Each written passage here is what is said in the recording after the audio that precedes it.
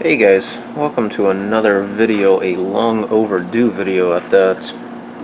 This is part 2 of painting Magnus the Red, and today we're actually going to look at doing the non-metallics on the metal parts, or the non-metallic metals on the metal parts, being steel and gold. I have base coated the gold or the steel already, because that's where I'll be starting with.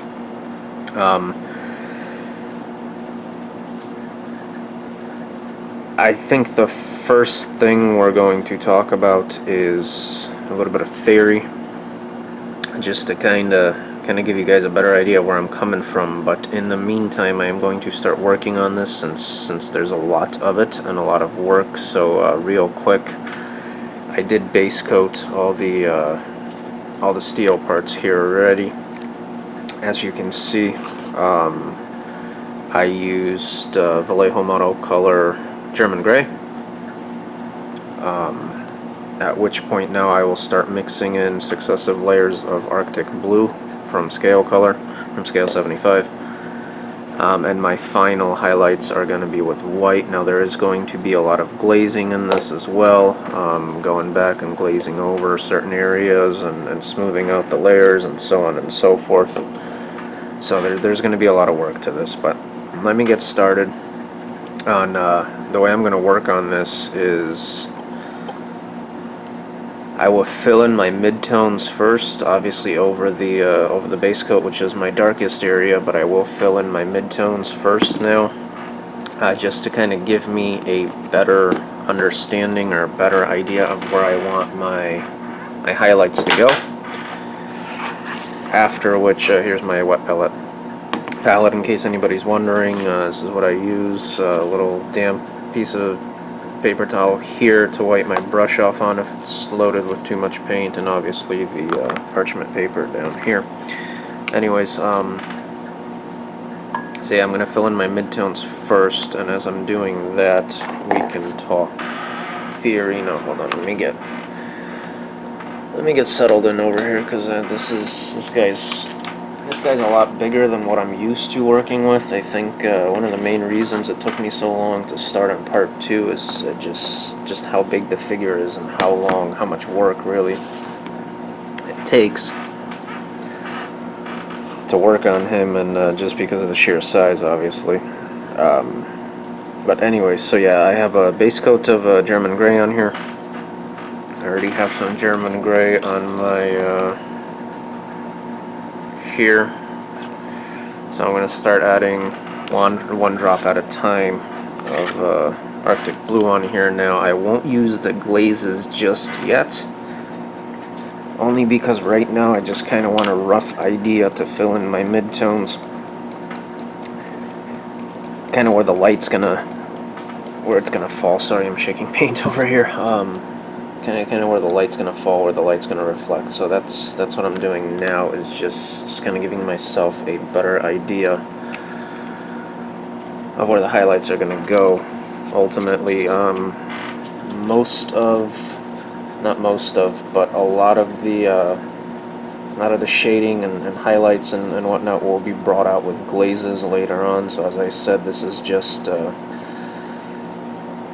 the kind of precursor to give myself a better idea of where to paint, where the light falls. So now going into theory, usually, obviously, those of you guys who have watched me before know that I'll do a small area, or to show you guys how to do a small area of a figure, and then I'll go off camera and finish it off just to save time.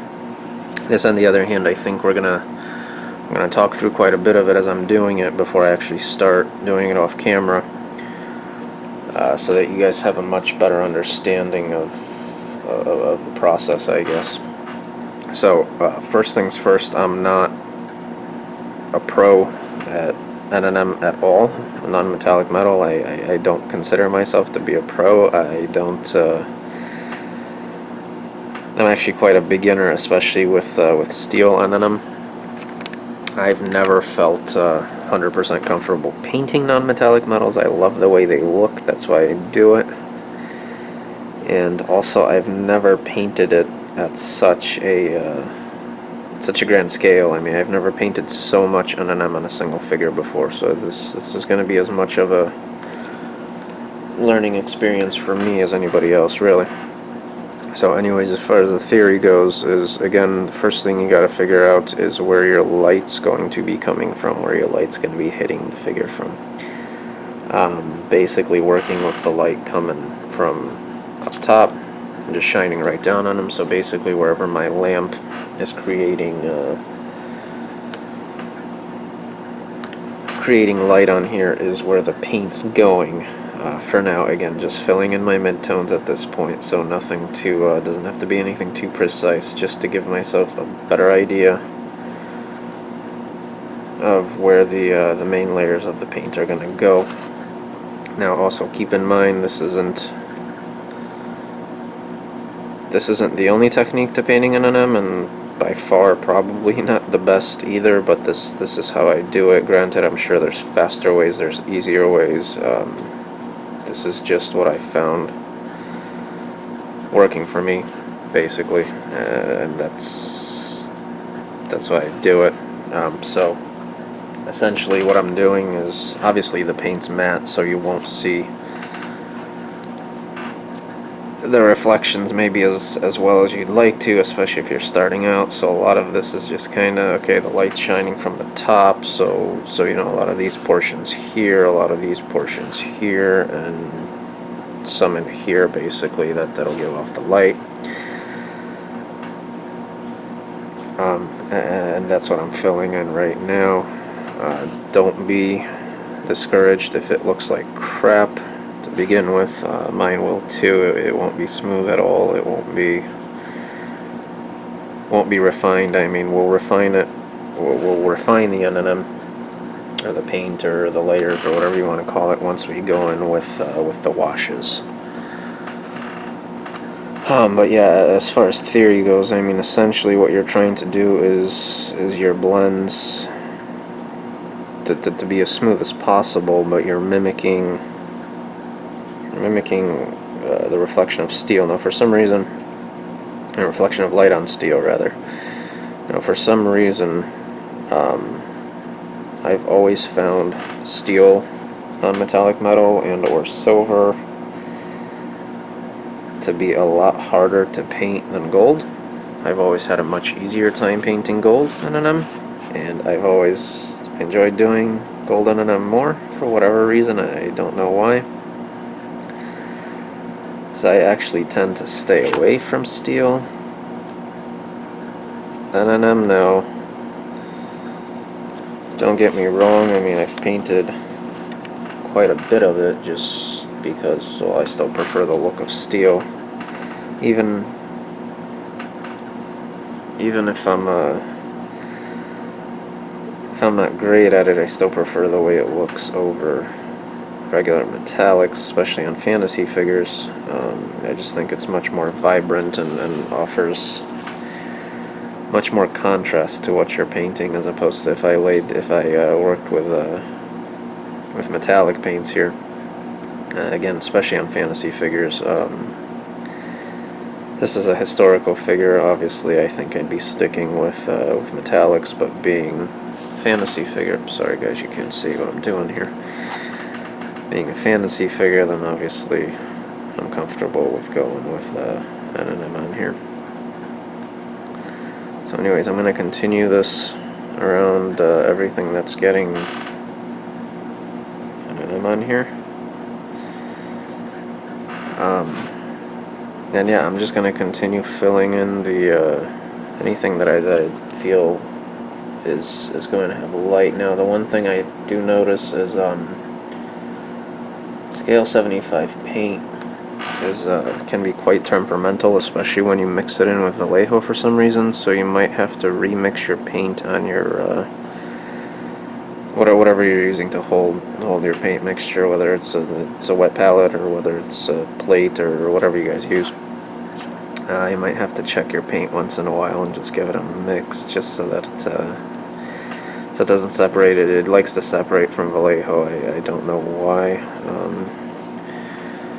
Again, those of you guys who have used scale 75 paint, it's to takes some getting used to. It's temperamental for sure, but just for me at least, the vibrancy of the colors and just how matte they dry, it's well worth it. Well worth the effort, at least for me. So anyways, as I said, I mean, just turning this around and seeing where the light's hitting it. And just, again, this is our mid-tone, so you don't have to be too worried about it coming out smooth or anything. There'll be a lot of blends coming over this. Again, contrast is key when painting on an M, obviously. Sorry if the wing's in your way, guys, but I gotta get in here. Okay. Contrast is key, obviously, when you're painting non-metallic metals, as are smooth blends, but I don't really have a single technique or a single way I go about it. Depends on the figure, it really does. Depends on what I'm painting. This originally I was going to go with much bluer NNM. That's why you guys might see some blue spots around here, because I originally base coated all of this with blue, with a light blue actually, because I was going to try out a technique that I just read about some other painter using. I forget who it was. Much better painter than myself, obviously, using that he was getting very good results with that I liked, so I was going to try it out. But at the end of the day, for the purpose of this video and this figure, I decided against it. I just decided to go with what I know instead of trying something new and hoping it worked. And it also seemed like there's a lot more work. I did try it on my Black Templar Primaris Marines and the weapons, and it did actually, to me at least, seem like a lot more work for similar results to what I was getting using the technique I've been using. And so I really decided against it. So that's where the blue's coming from, is I actually went back over with the German gray over the blue. But normally I would just use the German gray over black paint. So here, now, I'll put you guys at the same angle that I'm looking at this at. Okay, so this is the angle that I'm at right now, looking at the blade here. So the lower portion here is all in shadow, but you can, I mean, obviously you probably can't see this on camera, but at least I can see that there is going to be some light that protrudes out of here. Out of here, it's basically what I guess what I'm trying to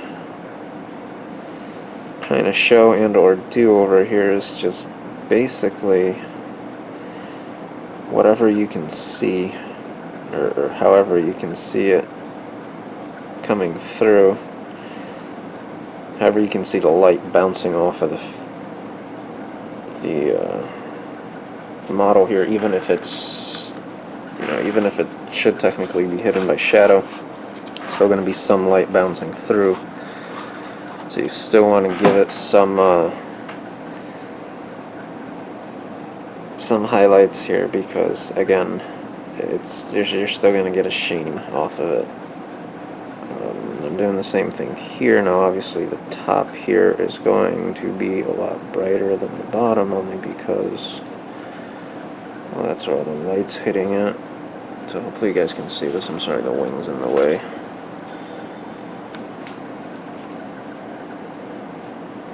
And again, this is just a rough mid-tone, so I can work out where all the glazes are going to go, obviously.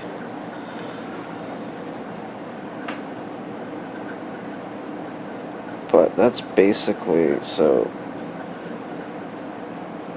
It's going to be less and less bright, obviously, because there's less light hitting it here, so I'm not painting as much paint down here in the middle as you would up here. Anyways, I'm going to continue adding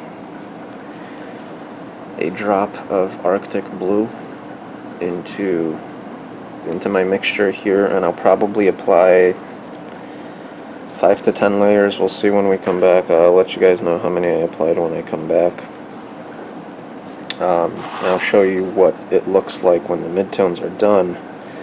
And again, obviously this is just the midtones, this is just in preparation for the glazes, so it's not going to be neat, it's not going to be perfect by any means, but we'll come back to this for the sake of keeping this video as short as possible. I'll come back after I'm done applying the midtone here, and then we'll go from there. Alright guys, so I got my midtone down. Let me grab my paint here to show you guys what I ended up with.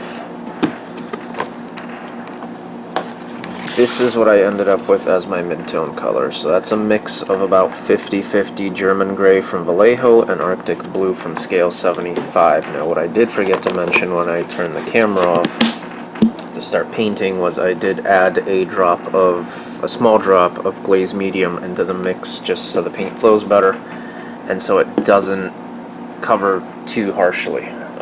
Here are the results, as you can see.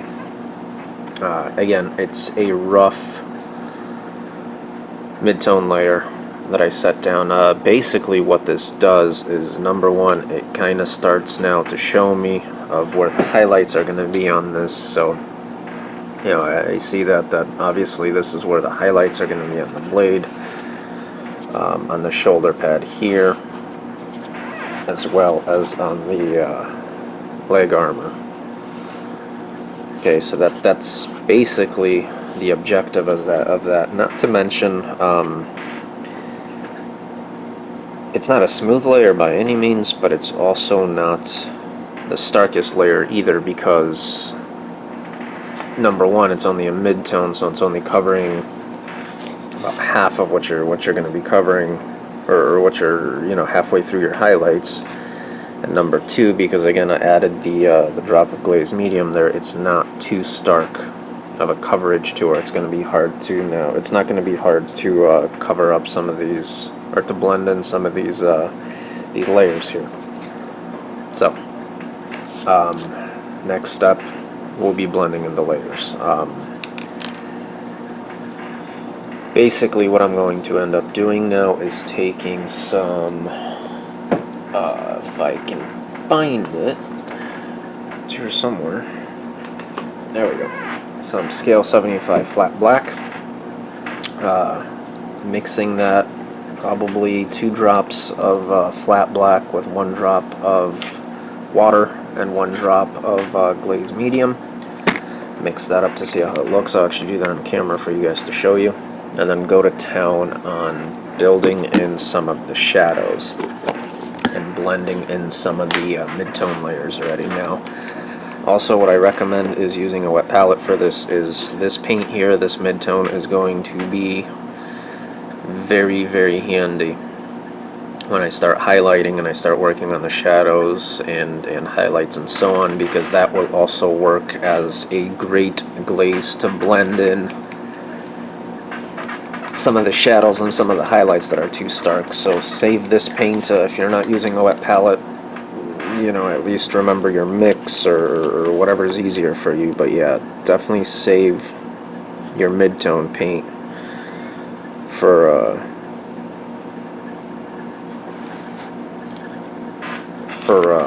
using it in the future, obviously down the road, for mixing or blending in some of your highlights and your shadows. So, you know, for the glaze medium, that's more than enough. Now for some water, 2 drops should be more than enough. Again, mix very well. And this is where my little piece of paper towel here comes in handy. Okay, so I'll load some paint onto my brush, not very much. And then wipe off any excess, actually quite a bit of the excess, on a paper towel. And then basically go in here, move this aside, basically go in here, starting from your deepest point here, from your darkest point, and start adding in the black. Now again, this should be completely transparent.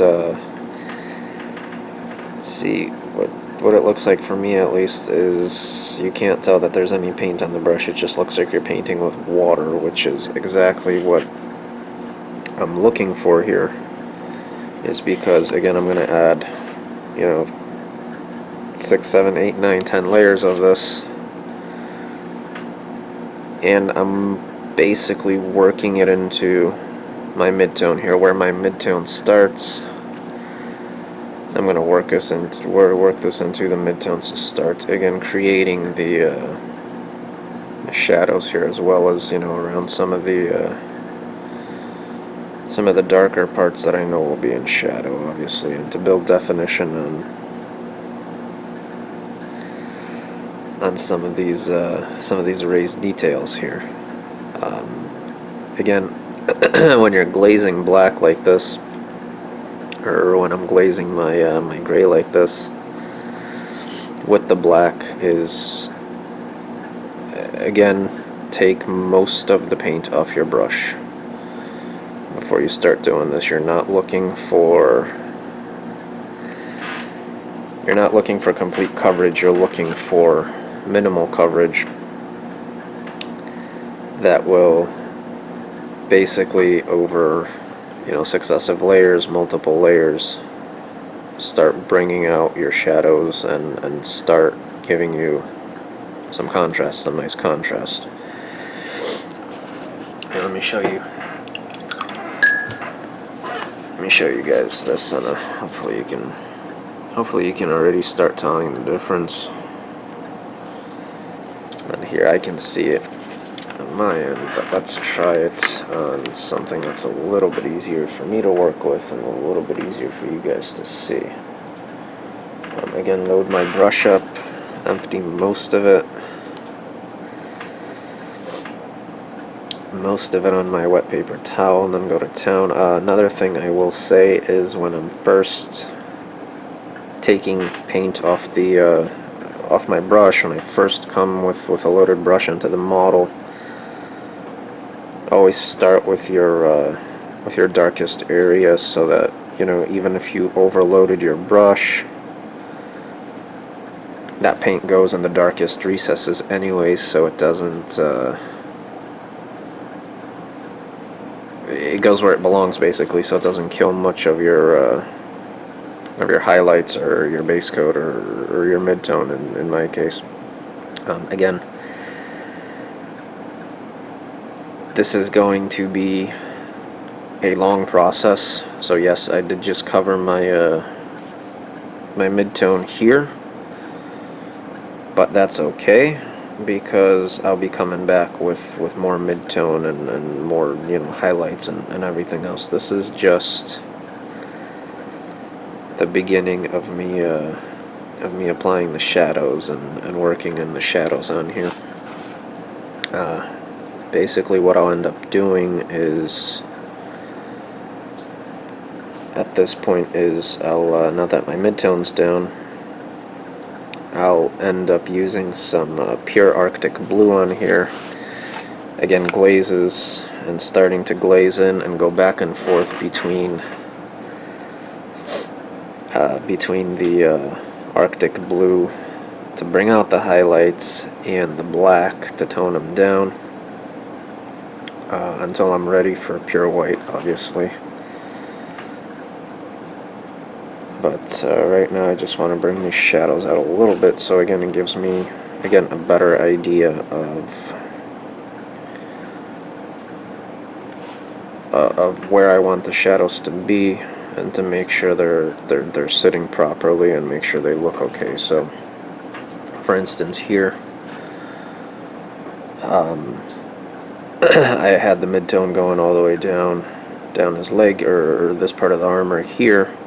I actually think I'm going to end up bringing a lot of that back down to a shadow, because realistically looking at it now, the light shining from the top would kind of be obscured by the details here, so this area here would be more in shadow than in light. So I am going to blend most of this back down to either the dark gray or black, and just leave the edges here with the midtone showing, and obviously later on with more highlights. Hopefully this makes sense, guys. I mean, this problem with non-med, for me at least, I've been doing it for so long without actually trying to explain it, how I do it. So it's, hopefully you guys seeing how I do it is helpful, because I know that you know, my explanation might not be as clear and concise as you guys would like, or as I would like it to be, and as you guys, I'm sure, would like it to be as well. But anyways, what I am going to continue doing now is working this glaze along into the shadows, this black glaze along into the shadows. And I'll come back and show you guys where we're at. This is probably, I mean, the glazing in general on an non-metallia, an is the most consuming part, for at least the way I do it. My method is, again, you take your time. As you can see, I mean, hopefully you can see this on camera, but this isn't really, it's making a visible difference, but it's not, you know, your first layer is not going to be enough. I'm going to have to come back here, you know, 7, 8, 9, 10 more times and go from there. And again, as I keep saying, contrast is key in non-metallic metals, so, you know, the starker your contrast, the better. But in the same token, you're trying to keep the transitions between light and dark as smooth as possible, or, you know, as well blended as possible, so it doesn't look messy, or so it looks good. So it's a fine line between stark contrast and keeping it clean, keeping your shadow, your blending, your layers clean and again smooth. But yeah, so I'll continue on with everything on here, and I'll come back and show you guys what it looks like when I'm done. I mean, not when I'm done, obviously, when I'm done with the with starting filling in the black shadows. Alright guys, so hopefully you can see this here of what I started doing with the shading. There's the leg armor, the shin armor, shoulder pad up here, and his weapon. Now granted, this is again just roughed out for the time being. What I'm going to do now is I have my mix of black glaze, and I'm going to make a mix of my mid-tone gray. I'm going to make a glaze out of my mid-tone gray as well here. So again, one drop, a little bit more paint. Now again, I'm not using this here because I want to save that for later, for deeper highlights rather. So I've got my gray glaze and I've got my black glaze still. What I am going to do with this now is, well, continue shading and start re-highlighting some of the areas that I shaded too much. For instance, down here on the shin armor, that's that's a little too much on here, plus it's a little too stark. Same over here. So I'm basically going to start working to try and bring that color back out. Again, this is being done with a glaze, obviously, so it'll take some time. And if I happen to go over or go too much into the black areas, then obviously I have my black glaze still, which I can then use to go back over, and so on and so forth, and basically just kind of work my way back and forth like that for a little bit here between these two until I get it to a place where I'm happy with it, at which point what we end up doing is starting to highlight completely now, working our way into the into the Arctic blues and white. So I'm going to continue doing that, and I will come back to you guys for when we start highlighting. I'll show you where I got with it, and again, I mean, you know, spots like here, for instance, I'm going to go back with more black paint. Only because the transition is still a little too stark. Here, for instance, you know, there's a little too much black on this edge over here. So I'm going to go in here with some brown, or with some gray rather. Let's see. This light, see see what I'm leaving this highlight here, obviously, so I think I'm going to extend it a little bit past over here and a little bit out here to make it pop a little further down. And I think as far as this goes as well, I'm going to bring this up a little bit, and obviously if I don't like it, then I can always go back with my black and try fixing it, or or bring it back down to where I want it to be. Anyways, I'm going to continue doing exactly this.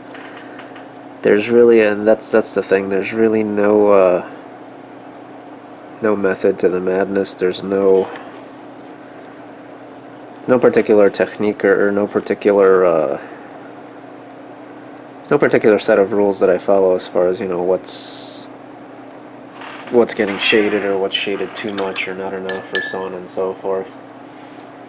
It's just done by eye. I mean, whatever looks good. If it looks good, then do it, you know, type deal. So there's really no guides I can offer you guys as far as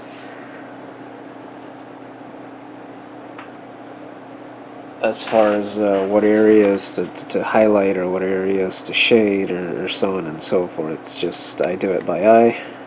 If I like the way it looks, I leave it. If I don't, I go back and I fix it, and I work on it until it looks good. So I mean, the biggest piece of advice I can really give is be patient, and don't feel like you're going to get results your first time around. I mean, I'm probably going to sit here all day doing just the finishing just the silver, or trying to get the silver to look good to where I'm happy with it. Like, see, for instance, this shin pad here. I call them shin pads, whatever you want to call it, the leg armor. I just covered the entirety of the gray. Sorry guys, I just covered the entirety of the gray down here and up here, because I didn't like the way it looked. So I'm just going to wait for it to dry and go back in with the gray and start over from the bottom and work my way up. I mean, it's really just having the patience and you know, applying enough layers to where it's smooth and nicely blended, and so on and so forth. So let me keep going on this, and again, I'll come back to you guys when when I have, basically what I'm doing now is situating the shadows and the midtone. Once I have those two situated, my midtone is my mix of Arctic blue and German gray, my 50-50 mix, and my pure black, my flat black rather, for my shades, for my shadows. Once I have this situated, I'll come back and then we'll start on adding the highlights. Okay guys, so I cleaned everything up a little bit. Went over again with the black and then came back in with the gray in a lot of these parts. It's not still 100% smooth to where I'd like it to be, not yet at least. But basically what I'm going to do now is start highlighting, start working on the highlights, and then when that's done, I'll go back over and start shading some more, continue shading some more, only because I want to get a better idea of how the highlight placement is going to, or how the highlights are going to end up being placed, so that I know how to finish off the shading. So what I'm going to use is, again, Arctic blue, probably another 4 layers of Arctic blue before I start adding pure white into the mix. So it's you know, basically I'm going to start adding it to my midtone here, about 1 drop of Arctic blue for each layer here, as you can see. I think that'll be sufficient. These are going to be, I guess these highlights are going to be stark. That said, I am going to wipe my brush off on my paper towels here, so I shouldn't have an issue as far as contrast and or brush strokes. So let's get going here. If I can stop dropping stuff. I'll just drop my brush here. Okay. So basically, again, I'm going to start working the highest points on some of these heads here on the beaks, and then just kind of work my way around. Again, I'm going to do at least 4 or 5 layers of this before I start adding white to the mix, and obviously the final color is going to be pure white, but it's a ways off still, so for the time being I'm just going to work this in like this, and I'll come back to you guys when that's all done. Alright guys, so the blending and the shading and everything that I was working on is pretty much done now. As you can see, it's really starting to pop now. I'm not 100% happy with it, but it's not bad. Doesn't look bad. So I'm just gonna leave it be. I think overall I spent maybe, I think, about 8 hours in now. So it's time to move on, basically. Next thing I am going to do is start adding Arctic blue into my midtone, which I don't really have much of left because it is starting to dry already, but hopefully enough to keep me going. I think it's going to be one or 2 layers of more Arctic blue added in here, and then I'll just go in with pure white for the final touch, final highlight. Only because I'm fairly satisfied with how much it's popping already, so I think I'll be okay if I do just one or 2, and then I think 1 should be enough actually, and then go in with pure white. So basically what I'm going to be doing here is just going over the edges and over the high points. So I'll show you guys in a couple of areas here, and obviously I'll do the rest off camera. So some paint on my brush here, and let's see, let's go here. So basically one straight line down the middle. It's a little too thick. There we go. And then I gotta get a little more comfortable here. There we go. Then line down the middle. And then obviously just pick out more of the edges here now. On the edges, as you can see, I'm not going all the way up.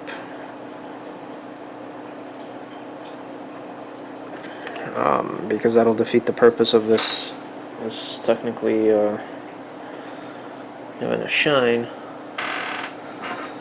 So all I'm doing is I'm just kind of picking out the sharpest edges on here and going over those. And then obviously the white's going to be an even smaller area, if that makes sense. But anyways, I'm just going to continue on. I'll add the white and then I'll come back to you guys to show you what it looks like, and then we will be starting on the gold. Alright guys, the silver's all done. Steel rather. Fairly happy with how it came out. I mean, given the time invested in it, I can't really complain. I mean, I could have taken more time to smooth it out, or smooth it out a little bit more. But overall, I'm fairly happy with it. Next thing, what we're going to do is work on the gold, which we will be using these 4 paints for my non-metallic gold. I'm going to base coat everything with leather brown from Vallejo Game Color.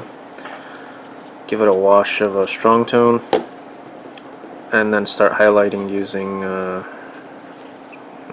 leather brown, sun yellow, and white. So I'm going to get the base coat down and come back to you guys and show you how I'm going to go about it. Alright guys, moving right along, and this is finally starting to look like something. The gold is actually bringing out the steel or the silver quite nicely, so that'll pop even more once the gold's done. Next, what we're going to do is a wash with strong tone from Army Painter over the gold areas. This is for multiple things. Number one, it's going to shade the gold down to a dark brown, which is what I'm looking for in the recesses. Number two, what it's going to do is going to clean up any edges that I either missed with the base coat, or anything that's not finished off, basically. Add a couple of drops of water to this just to make it a little bit more viscous, and then we can go to town on it. Now it's going to be a heavy wash. It's a fairly light wash, and don't overdo it. You just want to make sure you're getting it in the recesses there, and obviously be careful with your gray not to cover that too much. I mean, there's already a couple of spots that I screwed up on that I'm gonna have to go back in and fix. When I was doing the gold on the silver, but obviously you want to minimize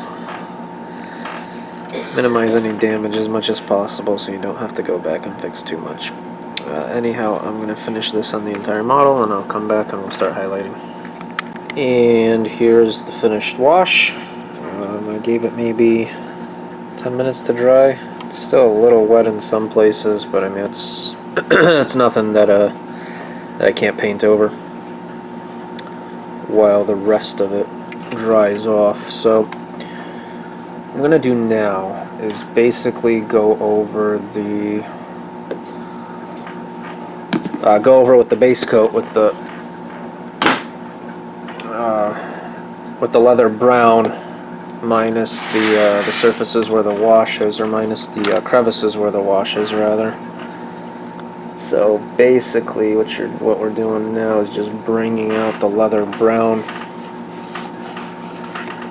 on the main surfaces here. So The eye itself, I think I'm actually going to end up painting a different color, so I'm not too worried about that. So anyways, I'm going to go back over with the base coat, leaving the wash in the deepest areas, obviously.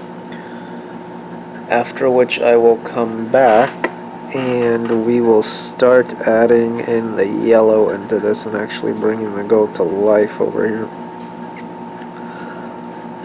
So yeah, anyways, I'll be back as soon as I bring this base coat back up. Alright, I doubt you guys can see much of a difference here, but believe me, it's there. So I got the base coat back on, leaving the wash in the shadows here. Now what we're going to do is start adding some yellow into the mix. Now, a couple of things as I do this is the yellow, it takes a lot of yellow to notice a difference mixed in with the leather brown.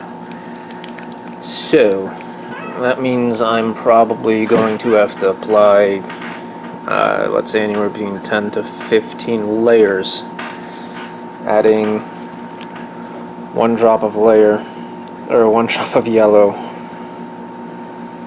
into each layer. So what I'll do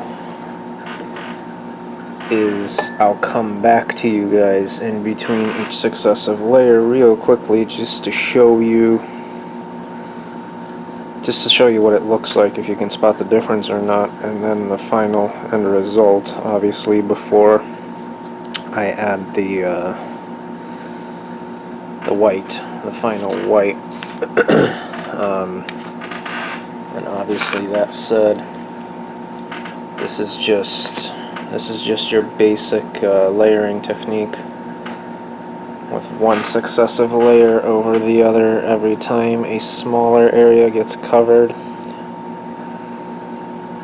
for the highlights and so on and so forth. So this is a basic layering technique that I'm going to use on this.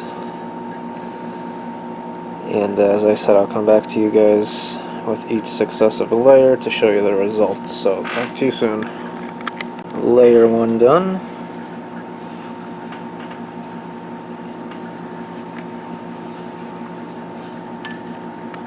Layer 2.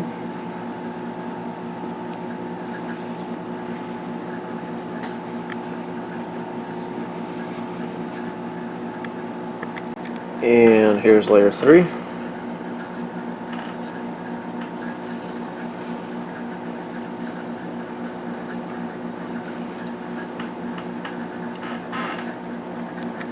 And layer 4.